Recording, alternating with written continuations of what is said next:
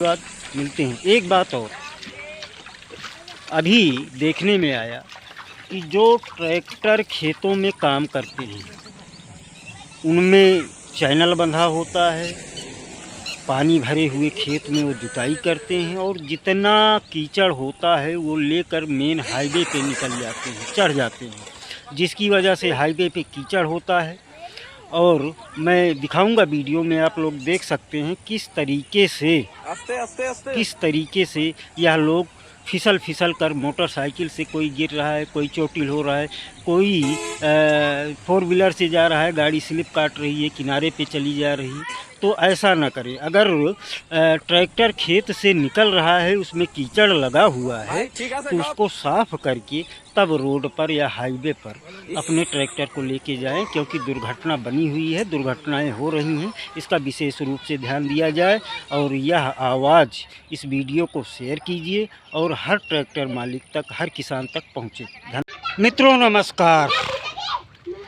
आज मैं उन किसानों की आवाज़ लेकर के आप लोगों के बीच में आया हूँ। मेरे पीछे आप देख सकते हैं खेत और खलिहान दिख रहे होंगे। अपनी गाढ़ी कमाई जो किसान अपने घर में रखता है, वो अपने खेतों में घर से ला करके लगाता है। धान की रोपाई जैसा कि आप लोग देख सकते हैं इस समय चालू हो गई है। बरसात अभी हो नहीं रही है।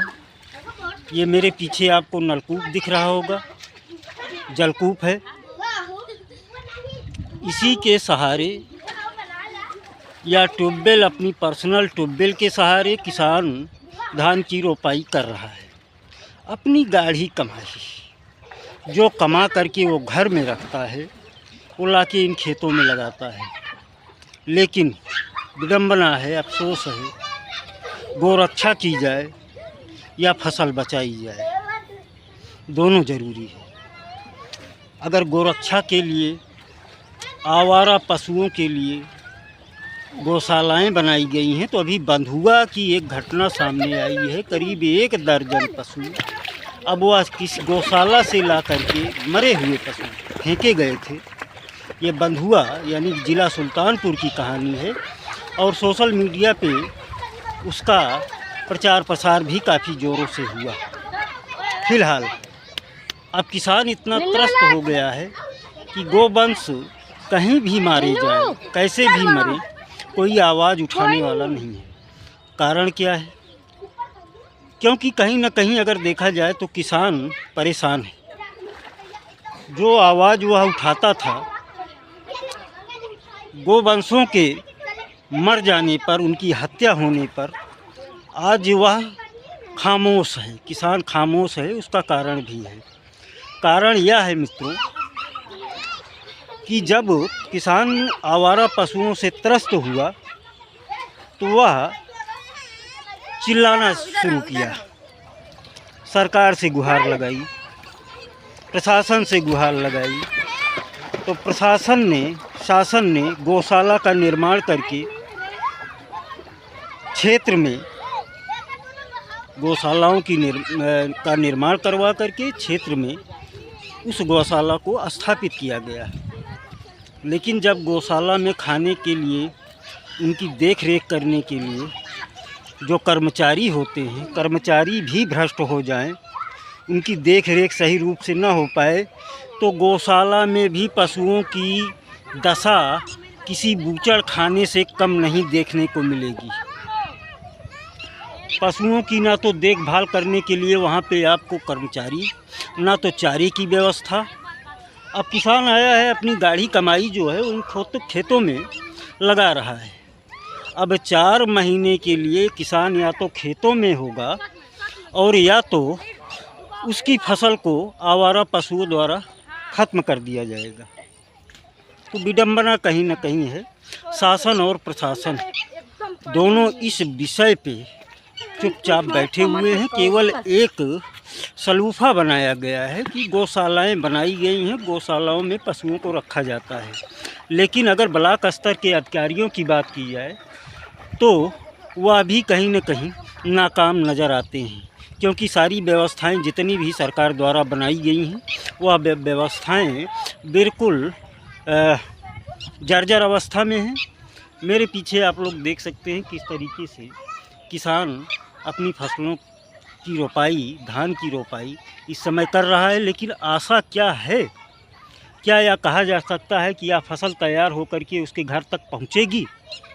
शायद विडंबना है, सस्पेंस बना हुआ है, क्योंकि भगवान भरोसे जो इस समय यह कृषि का कार्य चल रहा है, किसानों का जो हाल बना हुआ है, शायद कहीं न कहीं सोचने का विषय हो जाता है कि वह 4 महीने बाद इन खेतों से जो फसल तैयार भी होगी या नहीं होगी, कुछ कहा भी नहीं जा सकता है। क्योंकि किसानों की पीड़ा जो है वह कहीं ना कहीं देखने को हर क्षेत्र में, हर ज़िले में मिल रही है।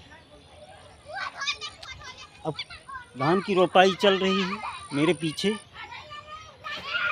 हज़ारों खर्च किया जाएगा, हज़ारों खर्च करके धान की रोपाई किसान करेगा, लेकिन सस्पेंस बना हुआ है कि उसके घर में यह अनाज पहुंचेगा भी या नहीं। छोटे किसानों की अगर बात की जाए तो छोटे किसान तो बिल्कुल त्रस्त हो चुके हैं, क्योंकि बड़े किसान पाबंदी तो कर लेते हैं, तार का घेराव कर देते हैं खेतों के चारों तरफ, झटका मशीन आई हुई है उसको लगा देते हैं। लेकिन छोटे तबके का किसान जिसके पास इतना ही पैसा है कि वह ला करके अपने घर से जो कुछ रखा हुआ है, जो बचा के रखा है, वह आशा में कि इसको हम खेत में लगाएंगे, दोबारा मेरे घर के पेट को भरने के लिए इसमें से अनाज उत्पन्न होगा। लेकिन क्या वह अनाज उसके घर तक पहुंचेगा? सोचने का विषय है।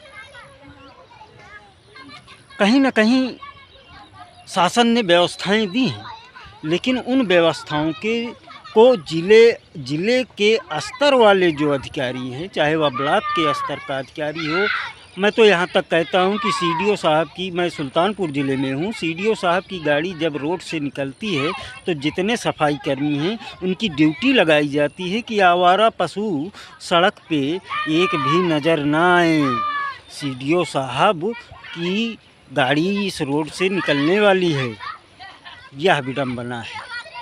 तो माननीय मैं मुख्यमंत्री महोदय से निवेदन करूंगा कि गौशालाएं जो बनाई गई हैं उन गौशालाओं का निरीक्षण कराया जाए, और इस निरीक्षण की जानकारी ब्लॉक के अधिकारियों को भी न हो, वह सीधे गौशाला में पहुँचें, जहाँ जहाँ गौशालाएं स्थित हैं उस जगह पर पहुँचें और गौशालाओं का निरीक्षण करें कि उन गौशालाओं में विडंबना है, क्योंकि गोवंशों को भी बचाना ज़रूरी है। तो उन गौशालाओं में क्या उनके खाने पीने की व्यवस्थाएं हैं, क्या उनके चारे की व्यवस्था है, क्या उनके इलाज की व्यवस्था है? यह सारी व्यवस्थाएं हैं अगर गौशाला में, तो यह व्यवस्थाएं आखिर में सुचारू रूप से चलाई क्यों नहीं जा रही हैं? पशु, आवारा पशु जो गौशाला में रखे गए हैं, आए दिन दर्जनों की संख्या में मर क्यों रहे हैं? यह जांच का विषय है। मित्रों, अगर यह वीडियो मेरी आप लोगों तक पहुंचती है तो एक कमेंट करके इस वीडियो को शेयर कीजिए, क्योंकि आपकी आवाज़ को मैं बुलंद करके लोगों के बीच तक पहुंचाता हूं। धन्यवाद।